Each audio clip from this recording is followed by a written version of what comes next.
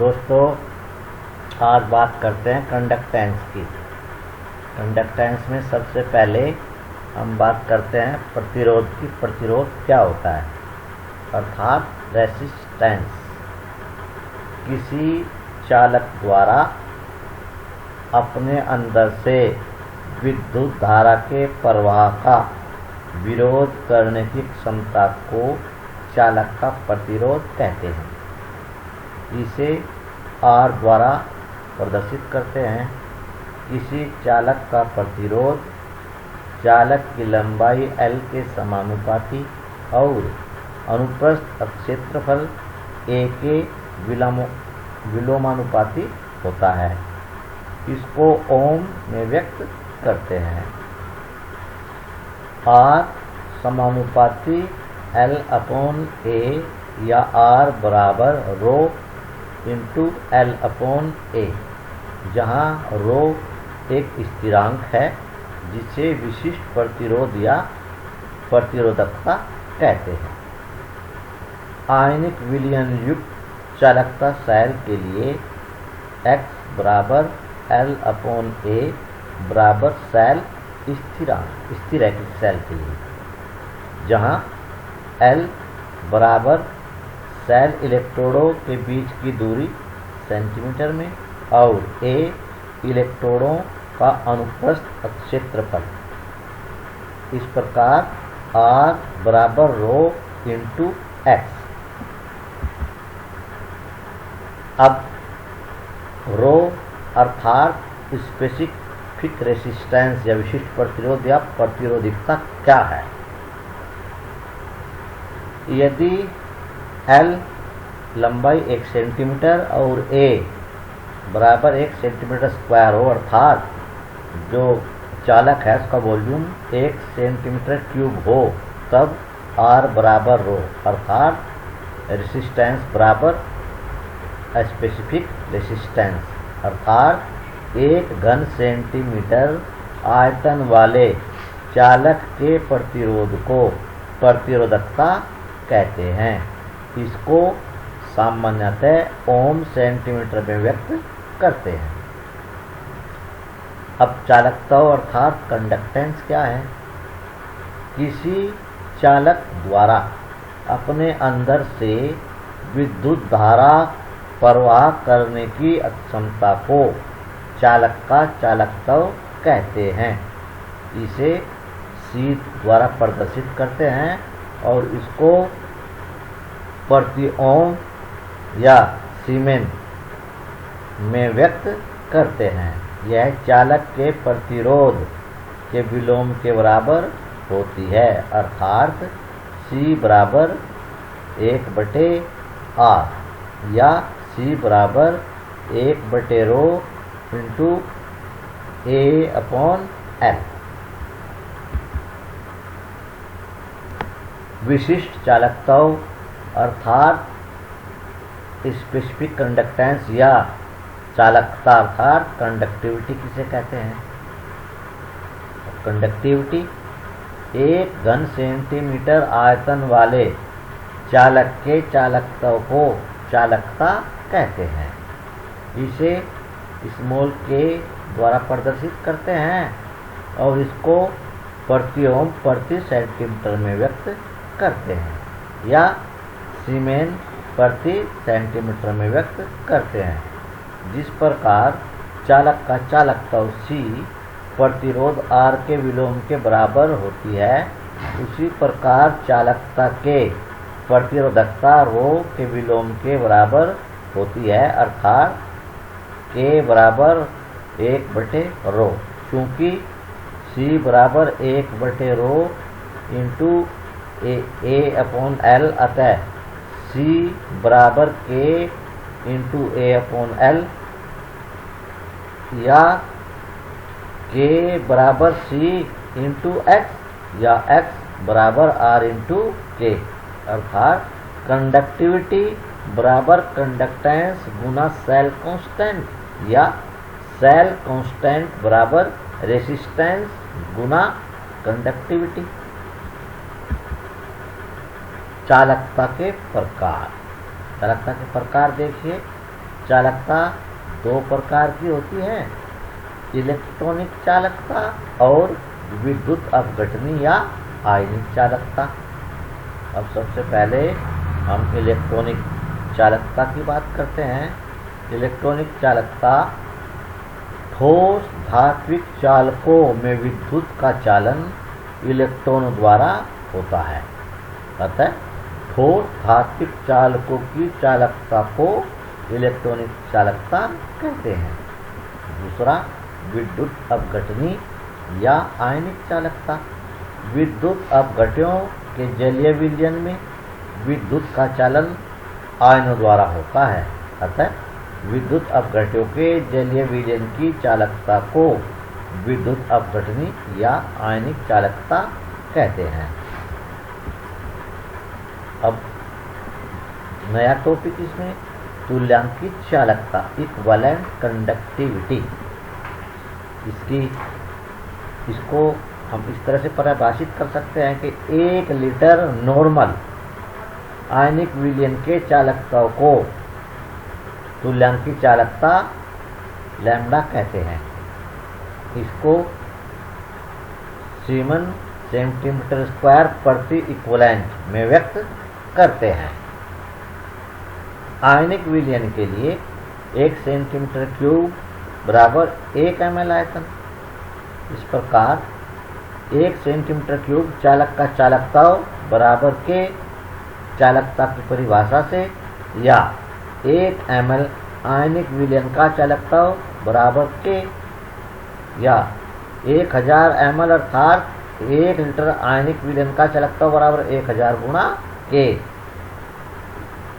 तुल्यांकित चालकता लैम्ब्डा बराबर 1 लीटर आयनिक विलयन का चालकता बटे 1 लीटर आयनिक विलयन में उपस्थित तुल्यांकों की संख्या। इस प्रकार तुल्यांकित चालकता बराबर 1000 गुना चालकता बटे विलयन की नॉर्मलता, अर्थात इक्विवेलेंट कंडक्टिविटी बराबर 1000 गुना कंडक्टिविटी बटे नॉर्मलिटी, या लैम्ब्डा इक्वल टू 1000 गुना के अपॉन n। अब बात करते हैं मोलर चालकता की। मोलर चालकता क्या है? 1 लीटर मोलर आयनिक विलयन के चालकताओं को मोलर चालकता लैम्ब्डा m कहते हैं।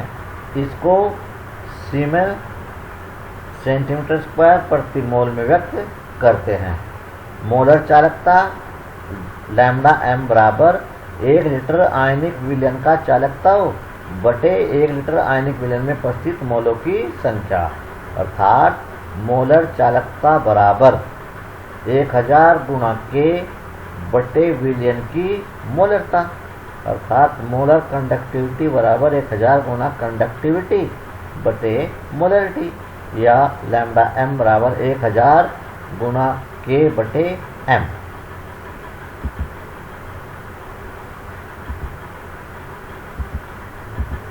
अब इससे संबंधित एक उदाहरण है। देखिए, उदाहरण है 0.05 मोलर एंडोएंस विलयन से भरी कॉलम जिसकी व्यास 1 सेंटीमीटर और लंबाई 50 सेंटीमीटर है का प्रतिरोध 5.55 गुणा 10⁻³ ओम है। विलयन का विशिष्ट प्रतिरोध रो, चालकता के और मोलर चालकता लैम्ब्डा m ज्ञात करो। अब हल हम जानते हैं R बराबर व्यास का आधा 1/2 बराबर 0.5 सेंटीमीटर। A जो एरिया है चालक का, उसका A बराबर पायर स्क्वायर बराबर 3.4 गुणा 5 का स्क्वायर, ये आता है लगभग 0.8 सेंटीमीटर स्क्वायर के। इस प्रकार हम जो कंडक्टिविटी या कॉलम जो है जो काम कर रही है कंडक्टिविटी सेल का, उसका सारी स्थिरांक निकाल लेते हैं। तो सारी स्थिरांक x का मान रहता है L/A। सारी स्थिरांक है L/A बराबर 50/0.8 बराबर 62.5 प्रति सेंटीमीटर आता है। और R दिया है बराबर 5.55 गुणा 10 की घात 3 ओम। इसलिए के बराबर x बटे आर, तो चालकता जो है के बराबर x बटे आर जब निकालते हैं तो 22.5 बटे 5.5 गुणा 10 की घात 3। इस प्रकार के जो आती है वो इसकी चालकता वो आती है 11.26 गुणा 10 की घात -3 सीमेंस प्रति सेंटीमीटर। अब इसकी जो है प्रतिरोधकता या विशिष्ट प्रतिरोध रो बराबर 1 बटा के बराबर 1 बटे के का मान 11.26 गुणा 10 की घात -3 बराबर इसका मान रहता है रो का 88.8 ओम सेंटीमीटर। यहाँ रो का भी मान निकल गया, यहाँ से के का मान निकल गया, यहाँ से रो अर्थात विशिष्ट प्रतिरोध का मान निकल गया। अब मान निकालना है मोलर चालकता लैम्डा एम बराबर 1000 गुणा के बटे एम। अब लैम्डा एम बराबर 1000, के का मान हमने रख दिया 11.26 और एम का मान जो है मोलर का जो है विलेन की 2.05 और रख दी। तो इस प्रकार जो है जो मोलर चालकता है इस विलेन की 225 सीमेन सेंटीमीटर स्क्वायर प्रति मोल आती है। ठीक है ना। अभिगमन अंक की अभिगमन अंक ट्रांसपोर्ट नंबर, पूर्ण विद्युत धारा का वह अंश जो एक आयन अपने साथ लेकर जाता है आयन का अभिगमन अंक कहलाता है। ऋणायन का अभिगमन अंक TA बराबर ऋणायन द्वारा ले जाई गई विद्युत धारा बटे पूर्ण विद्युत धारा और धनायन का अभिगमन अंक TC बराबर धनायन द्वारा ले जाई गई विद्युत धारा बटे पूर्ण विद्युत धारा।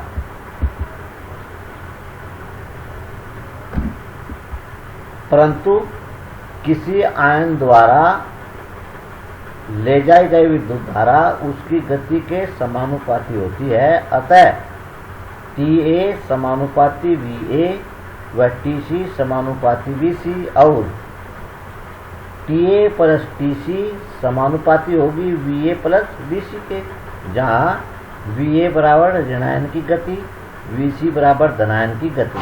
परंतु VA समानुपाती होगी कैथोड कक्ष की सांद्रता में कमी के और VC समानुपाती होगी एनोड कक्ष की सांद्रता में कमी के तथा VA प्लस VC समानुपाती होगी दोनों कक्ष की सांद्रताओं में कमी के। अब TA बटे TC बराबर VA बटे VC बराबर कैथोड कक्ष की सांद्रता में कमी बटे एनोड कक्ष की सांद्रता में कमी, या TA बटे TA प्लस TC बराबर VA बटे VA प्लस VC बराबर कैथोड कक्ष की सांद्रता में कमी बटे दोनों कक्षों की सांद्रता में कमी।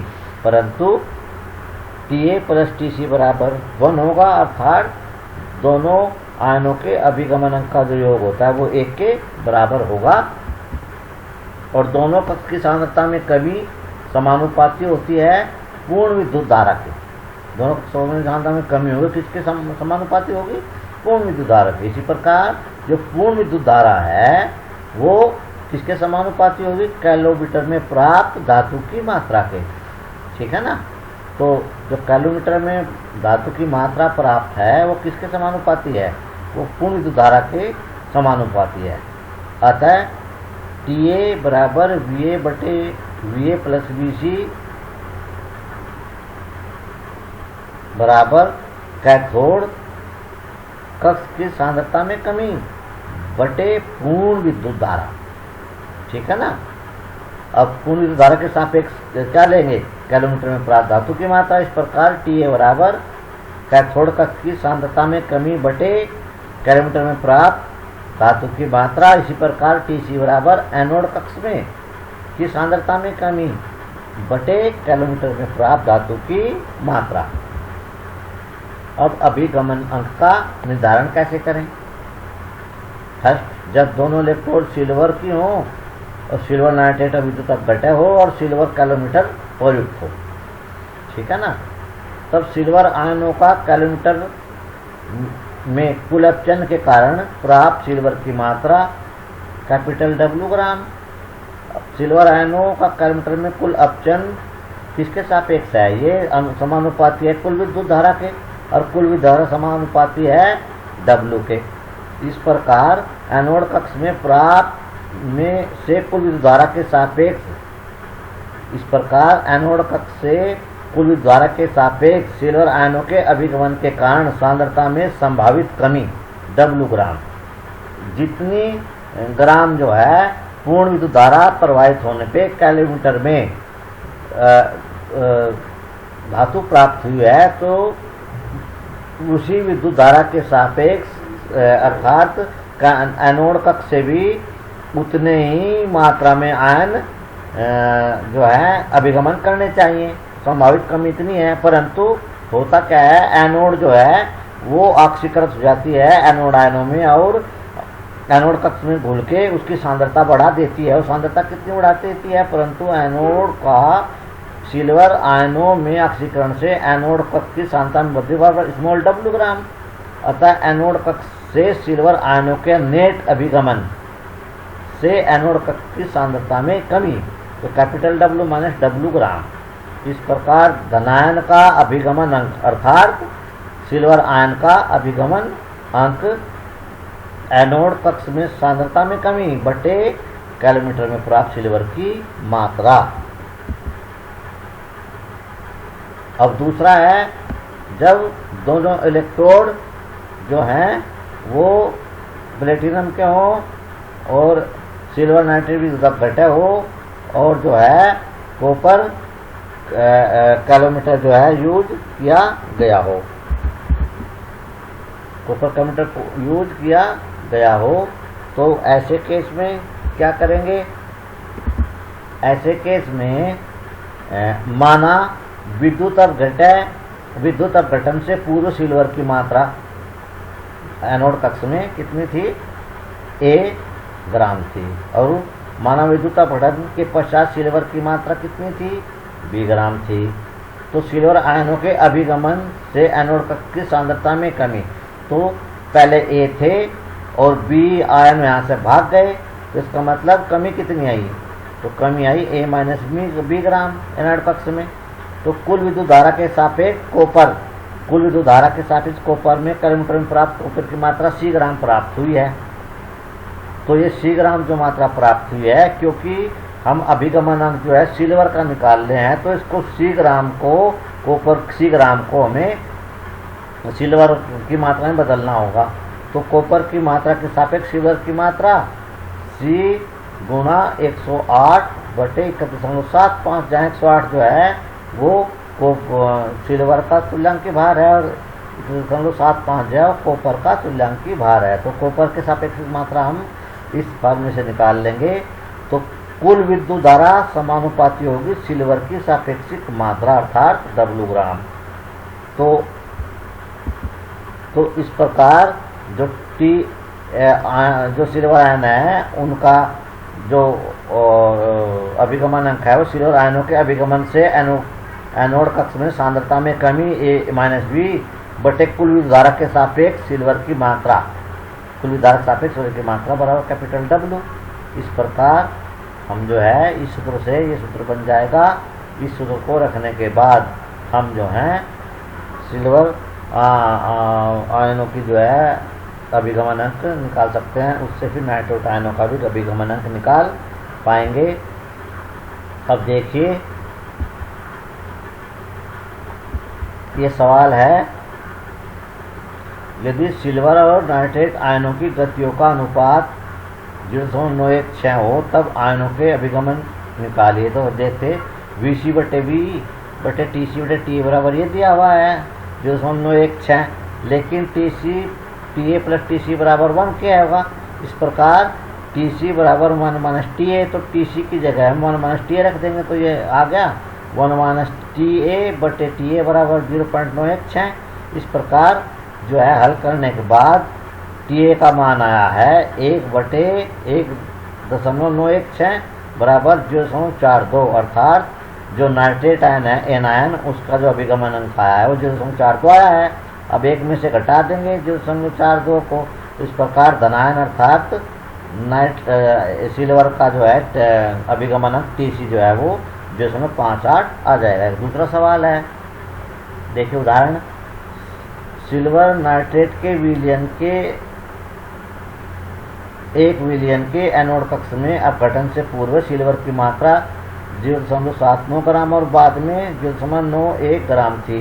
यदि सिल्वर कैलोमीटर में सिल्वर की मात्रा 0.153 ग्राम हो तब दोनों आयनों के अभिगमन अंक ज्ञात करें। ठीक है ना। अब देखो, सिल्वर आयनों का कैलोमीटर में कुल अपचयन के कारण प्राप्त सिल्वर की मात्रा 0.15 ग्राम, एनोड कक्ष से सिल्वर आयनों के अभिगमन के कारण सांद्रता में कमी होनी चाहिए 0.15 ग्राम। ठीक है ना। ये पूर्ण विद्युत धारा को व्यक्त कर रहा है, ये जो सिल्वर जो कैलोमीटर में प्राप्त हुआ है। तो पूर्ण विद्युत धारा जितना कैलोमीटर में प्राप्त हुआ है सिल्वर की मात्रा, उतने ही सिल्वर की मात्रा एनोड कक्ष से भागनी चाहिए कैथोड कक्ष की ओर। परंतु सिल्वर जो है सिल्वर आयनों में अक्षीकृत होके कुछ वो बढ़ा सांद्रता में वृद्धि कर देती है। सांद्रता में वृद्धि पहले और बाद में से घटा देंगे। ये सांद्रता में वृद्धि जो आई है एनोड कक्ष से सिल्वर आयनों के अक्षीकरण कक्ष में सांद्रता वृद्धि है 0.120 जो इसे और इसे घटा के आई है। तो इस प्रकार अतः एनोड कक्ष में सिल्वर आयनों के नेट अभिगमन से एनोड कक्ष में सांद्रता में कमी कितनी आई है? इतने भागने थे परंतु इतनी वृद्धि हुई इसलिए घटा देंगे इसमें, तो ये आई 0.03। अतः सिल्वर आयन का अभिगमन अंक बराबर सिल्वर आयनों के नेट अभिगमन से एनोड कक्ष में सांद्रता कमी बटे कुल विद्युत धारा। कुल विद्युत धारा कितनी इसके सापेक्ष है कैलोमीटर में प्राप्त सिल्वर की मात्रा के। ठीक है ना। इस प्रकार 0.033 बटे 0.153 बराबर 0.22। तो सिल्वर आयन का तो आ गया 0.22 और नाइट्रेट आयन का जो है वो आ गया 0.78 अभिगमन अंक। ठीक है ना। अब प्लेटिनम इलेक्ट्रोड युक्त एक सेल में भरे कॉपर सल्फेट विलयन के विद्युत अपघटन से पूर्व और बाद में एनोड कक्ष में कॉपर की मात्रा क्रमशः 0.64 ग्राम और 0.62 ग्राम थी। यदि सिल्वर कैलोमीटर में सिल्वर की मात्रा 0.14 ग्राम हो तब आयनों के अभिगमन ज्ञात करें। दिया है A बराबर 0.64, B बराबर 0.62 या A माइनस B 0.02 ग्राम और C बराबर दिया है 0.14 ग्राम। अब 108 ग्राम 14 ग्राम सिल्वर के सापेक्ष क्योंकि हमें निकालना किसका है अभिगमन हम कॉपर का, तो कॉपर की मात्रा निकालेंगे सिल्वर के सापेक्ष। तो 108 ग्राम सिल्वर के सापेक्ष होगी बराबर 31.75 ग्राम कॉपर, अर्थात इसका तुल्यांकी भार के सापेक्ष होगा कॉपर का तुल्यांकी भार। इसी प्रकार 0.14 ग्राम सिल्वर के सापेक्ष होगी बराबर 31.75 बटे 108 गुणा 0.14 बराबर 0.043 ग्राम कॉपर। अतः कॉपर की सापेक्षिक मात्रा कितनी आएंगी W बराबर 0.043 ग्राम। अतः कॉपर का अभिगमन अंक बराबर कॉपर आयनों के अभिगमन से एनोड कक्ष में सांद्रता में कमी अर्थात A माइनस B और कैलोमीटर में प्राप्त कॉपर की सापेक्षिक मात्रा अर्थात W। Copper A minus B बटे W बराबर जो आया है ये कॉपर आयनों की सांद्रता वो अभिगमन अंक है 0.47 और 1 में से घटाएंगे तो सल्फेट आयनों का जो आ जाएगा 0.53। तो आज के लिए इतना ही काफ़ी है और मुझे लगता है बाकी का टॉपिक बाद में बताएंगे।